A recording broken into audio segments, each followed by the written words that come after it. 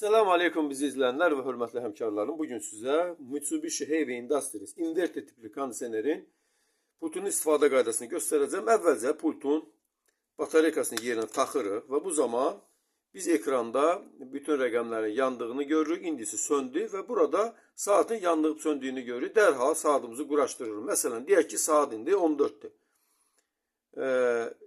Deməli, 14'dürsə o zaman on-off düğmesine basırıq ve bununla da saatimiz kurulmuş olur.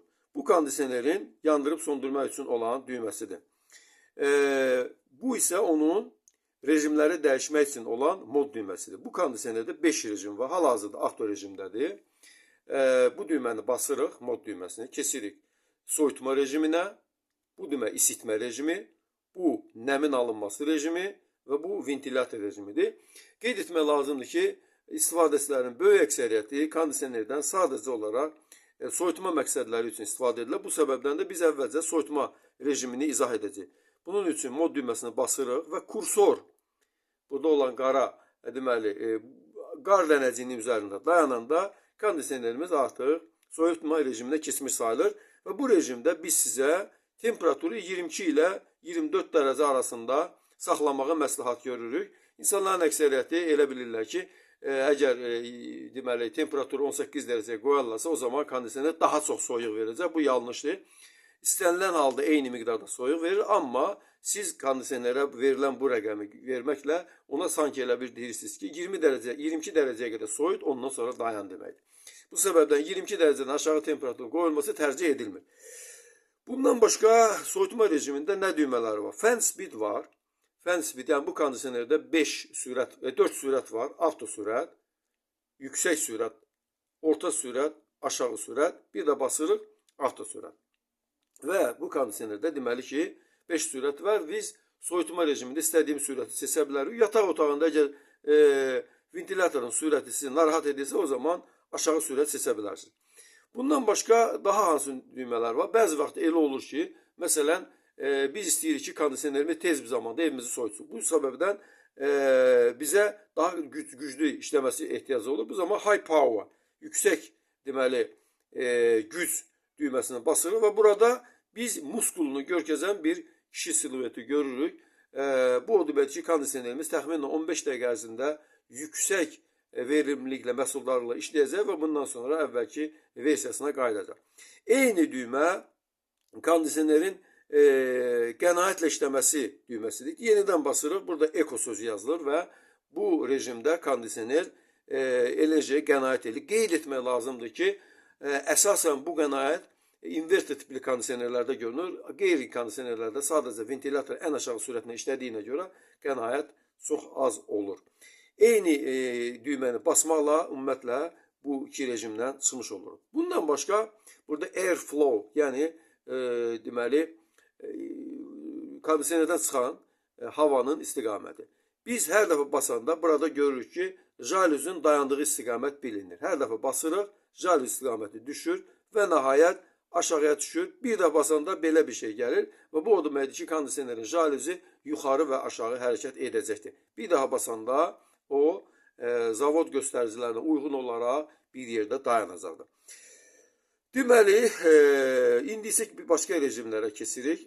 Deməli, mod düyməsini bir daha basırıq və isitmə rejiminə keçirik. İsitmə rejimində mən sizə temperaturun 26 dərəcədən yuxarı qoyulmasını təklif edirəm.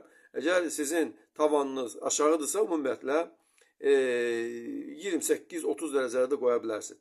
Bu rejimdə ən önəmli məsələ ventilatorun sürətini avto rejimə qoymadır. Bunun üçün bayaq da göstərdiyimiz kimi fan speed düyməsini bir neçə dəfə basırıq və avto sürətinin üzərində demək kursor dayananda bu o demək ki, bizim kondisionerimiz artıq avto rejimdədir və bu halda ventilatorun evin içində olan hissəsində olan ventilatorun sürəti mikroprosesor tərəfindən ayarlanacaqdır və bu səbəbdən də kondisioner daha verimli işləyəcək. Eyni zamanda da çöl hissəsi yalnız havanın temperaturu sıfıra yaxınlaşanda olacaqdır.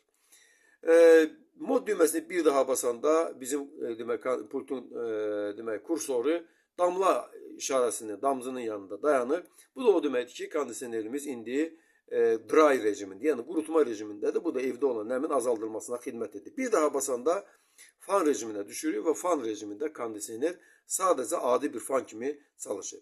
Bir daha basdıqda deməli avto rejimə keçirik. Nədir avto rejim? Yəni tutaq ki, hər hansı bir yerimiz var, evimiz var və istəyirik ki, orada daimi temperatur müəyyən bir səviyyədə olsun. Məsələn, deyək ki, 24 dərəcədə olsun.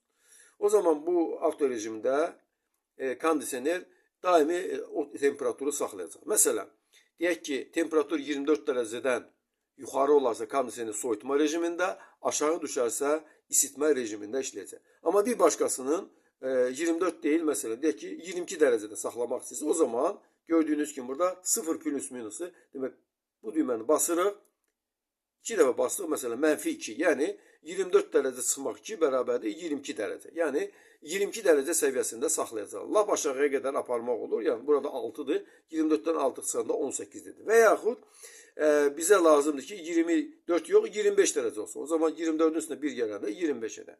Belə bir, deməli, funksiyası var. Bir daha basırıq və soyutma rejiminə keçirik. İndi isə, deməli, insanların ən az istifadə etdiyi rejimlərdən danışacaq. Bunlardan biri sleep timerdir. Bəzi vaxt elə olur ki, biz yerimizə uzananda istəyirik ki, kondisionerimiz deyək ki, 3 saatdan sonra sönsün. O zaman bu sleep düyməsini, sleep timer'ı basırıq və burada 3 gələndə əlimizi çəkirik. İndi bizim kondisionerimiz yuxu rejiminə keçdi və burada yatan bir insanın silueti görkənir və 3 saatdan sonra kondisionerimiz sönəcəkdir. Bu düyməni basırıq və deməli bu rejimdən çıxırıq. Bundan başqa daha hansı düymələr var? Bəzi vaxt elə olur ki, biz istəyirik ki, kondisionerimiz, məsələn, deyək ki, axşam saat 6-da işdən evə qayıdacaq və istəyirik ki, saat 17:00-da kondisionerimiz işə düşsün. Bu zaman biz timer 10 düyməsini basırıq və burada olan düymələrin köməyi ilə saat deməli 17:00-a ayarlayırıq ki, biz gələnə qədər kondisioner evimizi soyutsun. Qeyd etmək lazımdır ki, bu tipli kondisionerlərdə, inverter tipli kondisionerlərdə deməli həmən funksiyaya qoşulmamışdan qabaq demək indi təsdiq edirik.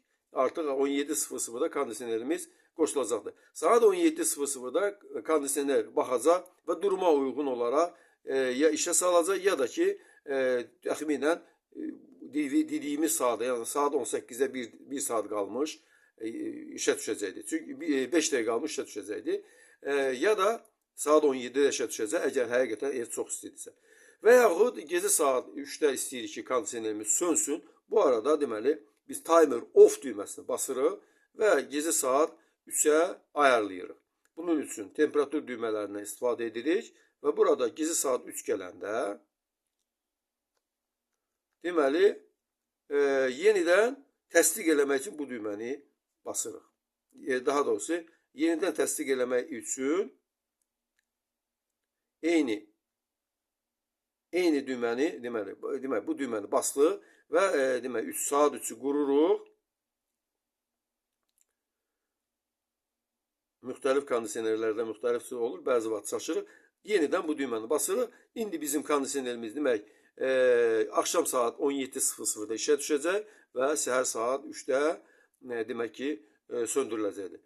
Bu rejimlərdən çıxmaq üçün, yəni timer rejimi tamamilə ləğv etmək üçün burada cancel, yəni sıfırlama düyməsi var. Bunu basırıq və kondisionerimiz sıfırlanır. İndi isə deməli başqa bir funksiyadan danışacaq.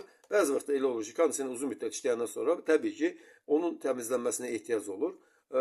Bu düyməni xüsusi qələmin ucu ilə basanda biz burada belə bir işarə görürük və bu rejimdə biz tutalım ki, kondisioneri söndürdük. Burada 2 saat, yəni 2 hour görkənir. Bu o demək ki, kondisioner söndürüldükdən sonra onun ventilatoru 2 saat işləyəcək və demək kondisionerin üzərində yığılmış nəmi tamamilə buxarlandıracaq ki, orada bakteriyalar və yaxud mikroorqanizmlər və yaxud göbələklər yığılmasın. Həmin rejimdən çıxmasını təzədən deməli yandırırıq və o düyməni təzədən basırıq və oradan çıxırıq. Bəzi vaxt elə olur ki, bizim kondisionerimizin pultu düzgün işləmir.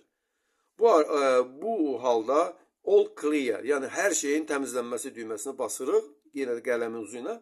Bu zaman pultumuz bu formada yanır, sönür və yenidən saat yanıb sönməyə başlayır. Biz də saatımızı qururuq. Məsələn, deyək ki, indi 14:30-dur.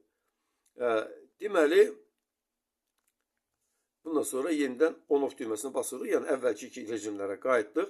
Məsələn, soyutma rejiminə qayıtdıq. Bu yalnız o vaxt istifadə olunur ki, pult düzgün işləməyəndə.